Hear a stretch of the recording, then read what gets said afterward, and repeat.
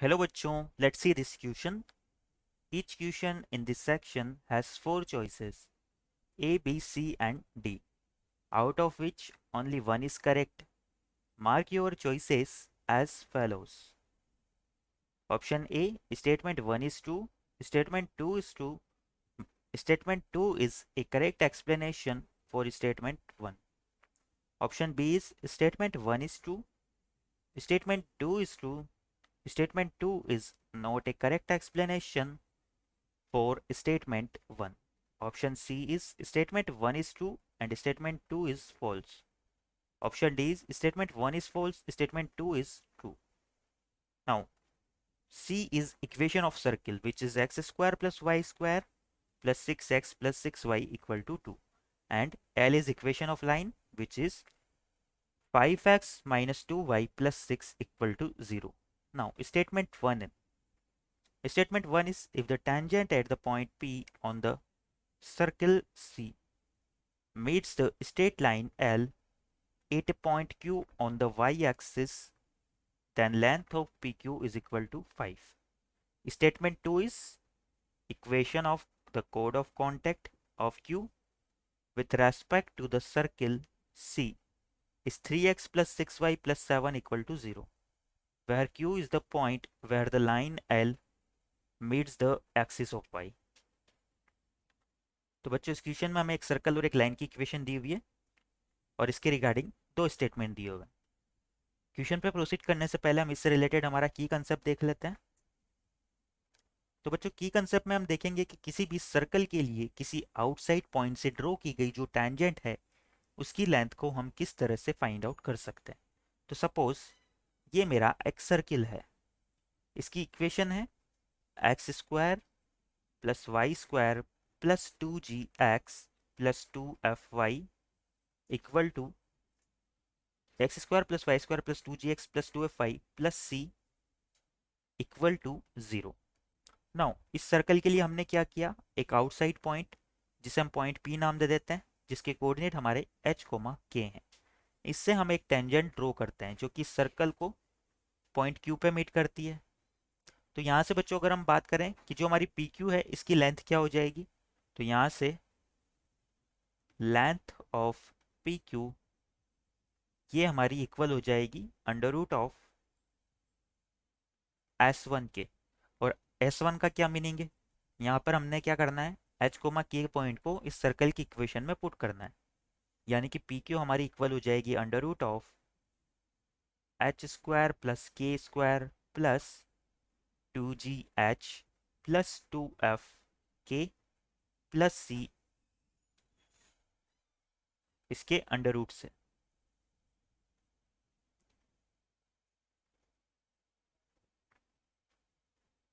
तो इस तरह से हम सर्कल के किसी भी टेंजेंट की इक्वेशन को फाइंड आउट कर सकते हैं। इस कंसेप्ट को माइंड में रखते हुए हमारे क्वेश्चन पे हम प्रोसीड करते हैं। क्वेश्चन में भी हमसे ये बोला जा रहा है कि tangent at point P on the circle C meets the straight line L at a point Q on the y-axis, then length of PQ is 5। तो यहाँ से हम सर्कल की बात करें तो सर्कल की इक्वेशन क्या है, सर्कल इज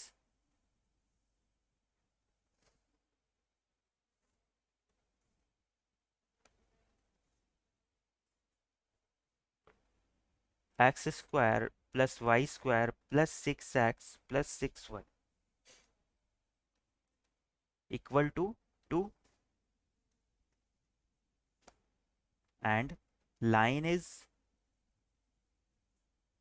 इस सर्कल की इक्वेशन को हमने C से डिनोट किया है और लाइन की इक्वेशन को L से डिनोट किया है। तो लाइन की इक्वेशन है हमारी 5x minus 2y plus 6 equal to 0। इन दोनों को अगर हम ड्रॉ करें तो क्या होगा, सपोज ये मेरे कोऑर्डिनेट एक्सिस है,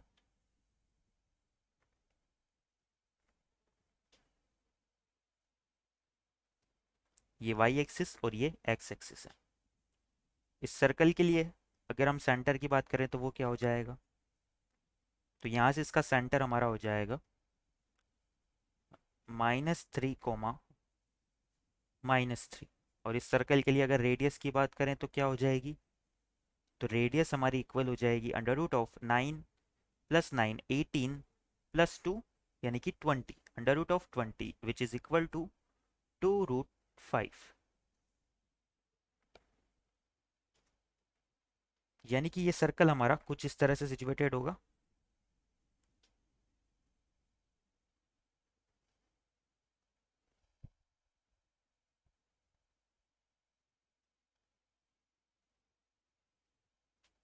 क्वेश्चन में ये बोला जा रहा है कि इसके किसी पॉइंट पे हम टेंजेंट को ड्रॉ करते हैं। सपोज ये हमारी पॉइंट पी है और इस पे हमने सर्कल के लिए टेंजेंट को ड्रॉ किया। नाउ ये टेंजेंट और ये लाइन एक दूसरे को जिस पॉइंट पे मिलते हैं वो पॉइंट हमारा वाई एक्सिस पे सिचुएटेड होता है, और इस पॉइंट को हमने क्या नाम दिया है, क्यू नाम दिया है। तो ये लाइन एल हमारी कुछ इस तरह से हो जाएगी, ये पॉइंट हमारा पॉइंट क्यू हो जाएगा।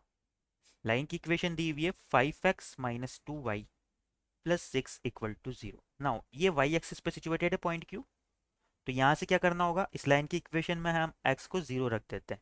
जब हम x को 0 रखेंगे तो पॉइंट P के कोऑर्डिनेट हमें मिल जाएंगे, ये हो जाएंगे 0,3।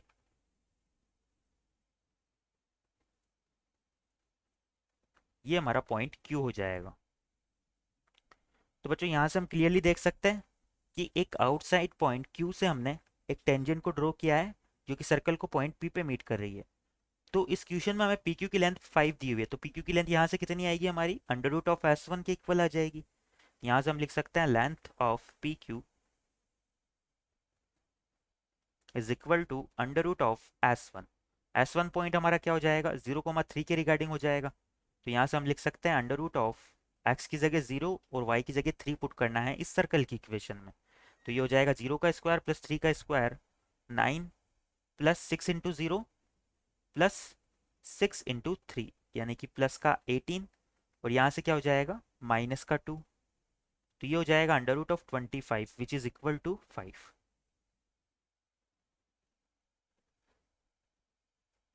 तो यहाँ से जो हमारी टेंजेंट की लेंथ निकल के आ रही है वो 5 के ही इक्वल आ रही है। तो यहाँ से हम बोल सकते हैं कि जो हमारा स्टेटमेंट 1 है वो ट्रू हो जाएगा।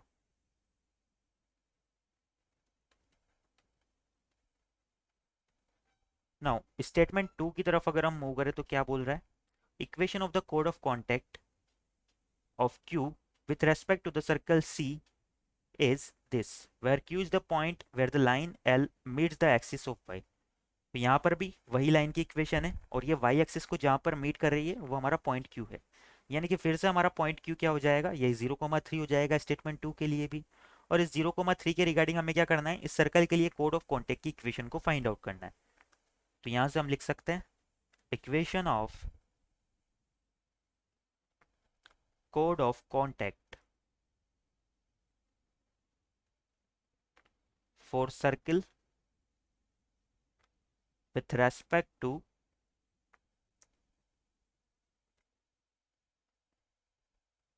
respect to point Q।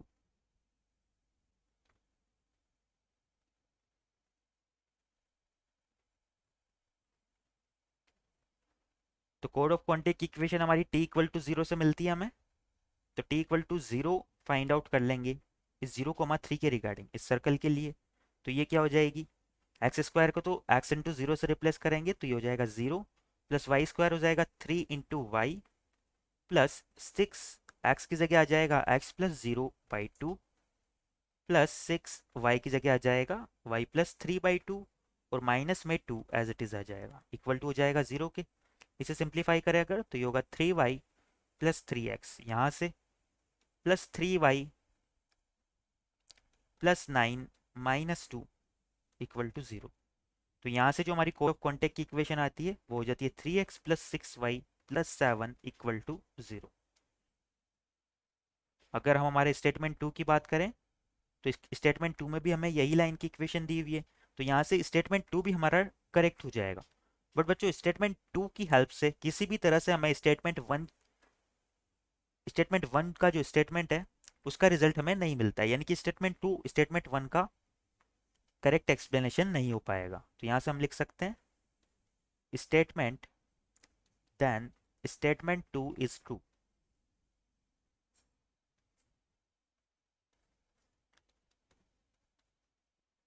but it is not a correct explanation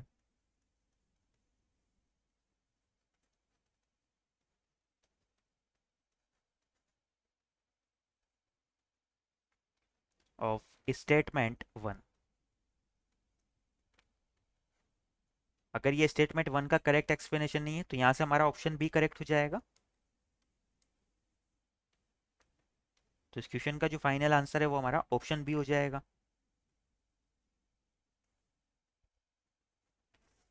Therefore, our final answer is option B. I hope you understand it well. Best of luck.